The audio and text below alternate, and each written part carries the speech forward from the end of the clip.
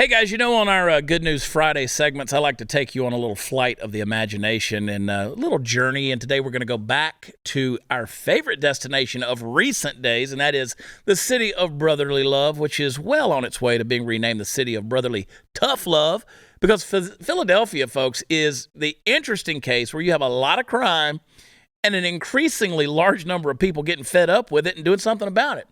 People being first responders the way it's supposed to be. Yeah, average citizens. So the sources of the story haven't named any names, but the guy I'm going to tell you about could probably be identified as man with giant brass balls. A 69-year-old man was unloading groceries from his car when a 24-year-old punk came up to him, drew a gun, politely informed him at the top of his voice, this is a robbery. Now, it would be perfectly understandable, maybe advisable, even under the circumstances, if our hero had just decided to go along with the situation and allow himself to get robbed. I wouldn't blame him. I mean, probably you wouldn't either. But instead, he decided to John Wayne the son of a gun and grabbed the guy and started wrestling with him. He took the punk's gun, got bitten on the hand for his trouble, but he managed to fire off a shot that grazed the guy's abdomen, at which point the young criminal ran away to tend to his wounds and was subsequently picked up by police a little bit later. It's that, quote, little bit later part, of course, that matters in most situations like this. The first responders to a situation, as we've covered many times on this show, they're rarely the police. They just can't be everywhere at once. And let's face it, you wouldn't want them to be. This isn't a police state, after all. This is a free country wherein the buck, that is the defense of your liberty, literally stops with you first.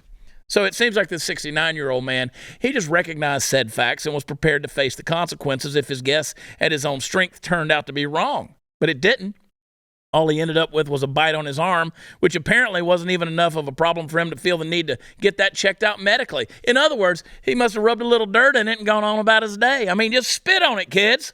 Now, look, these waters can sometimes be a little bit murky. In this situation, no exception.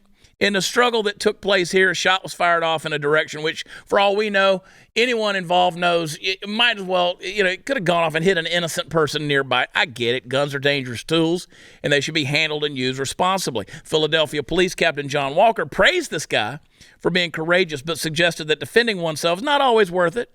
Kind of agree with that, but hey, here's where the rubber kind of meets the road on the subject. Life's messy. Things in life, and especially people in life, don't always follow the rules according to Hoyle. And sometimes you get put in a situation where you have to choose the least bad option in the least amount of time possible and then forge ahead with that decision. The collateral damage, unfortunately, is a price that we pay for living in a free society. It is. Now, that may not be an easy thing for some people to hear, but it's a necessary thing.